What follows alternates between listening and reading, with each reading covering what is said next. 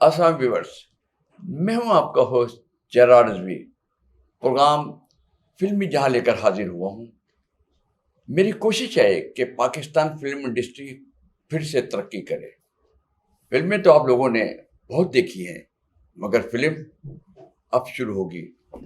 अगर आप भी ये चाहते हैं तो मेरे साथ जुड़े रहिए और देखते रहिए फिल्मी जहां।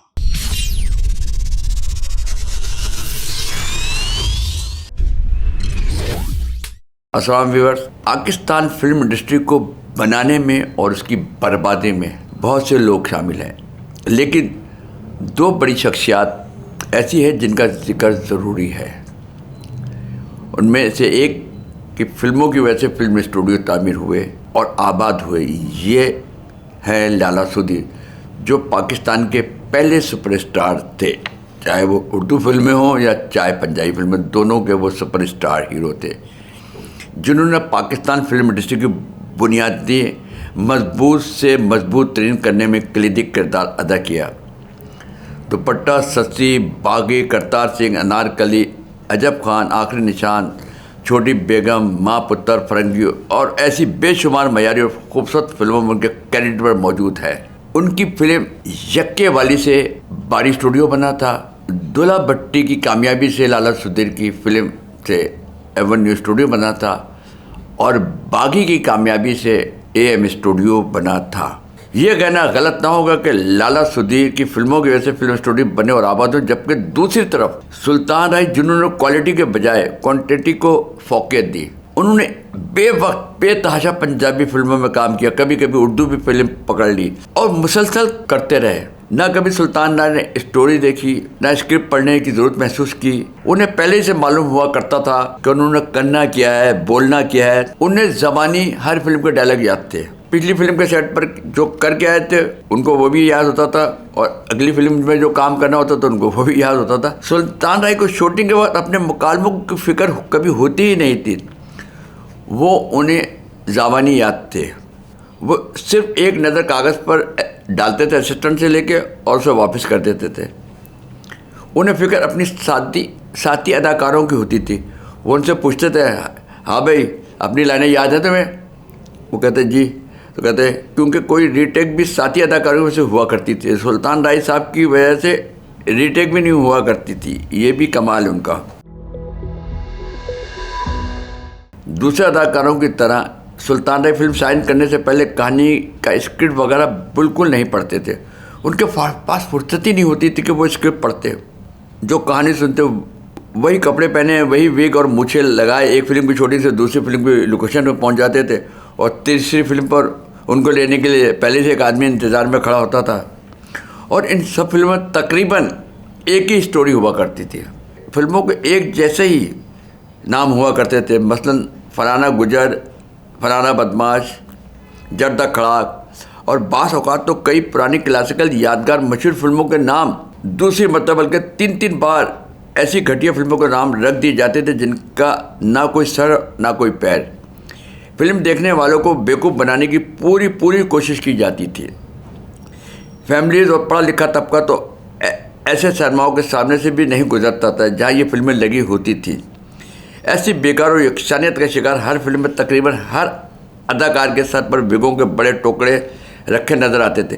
लंबी लंबी नकली मूछें। फिल्म में हर कैरेक्टर चीखता चिल्लाता, लड़ता झगड़ता और खून में बहता नजर आया करता था। रही सही कसर फिल्म की लाउड धड़न तख्ता कर देने वाली मौसीकी पूरी कर देती। ये म्यूजिक था, ये फैक्ट चलते थे फिल्म में। एक्शन घुसा पड़ा तो आवाज़, ये म्यूजिक का फैक्ट, यानी कि हर चीज़ लाउड, डायलॉग भी लाउड, म्यूजिक भी लाउड, ये चलता रहा। कितने ही लोग तो पूरी फिल्म को देखे बगैर सिनेमा हॉल से उठकर बाहर निकल जाते थे। ऐसे लगता था कि ये लातादाद फिल्में किसी फैक्ट्री में 24 घंटों की शिफ्ट में तैयार हो रही हैं। सारी मशीनों में से ही डाई फिक्स हुई हुई है जहाँ से फिल्में निकल के आ रही हैं। मकसद सुल्तान राय डाई, उसके कपड़े, सुल्तान राय के कपड़े, वही विग, मूछे, घिसी पिटी स्टोरी लाइन। साल में सुल्तान राय की 30-35 फिल्में सिनेमाओं की जिन्हें बना करती थी। जब सुल्तान राय साहब से इतनी ढेर सारी फिल्में करने की वजह पूछी जाती तो वो कहते कि मेरी फिल्मों की वजह से कैमरामैन, लाइटमैन, स्पॉट बॉय और दूसरे काम करने वाले गरीबों की रोटी चलती है।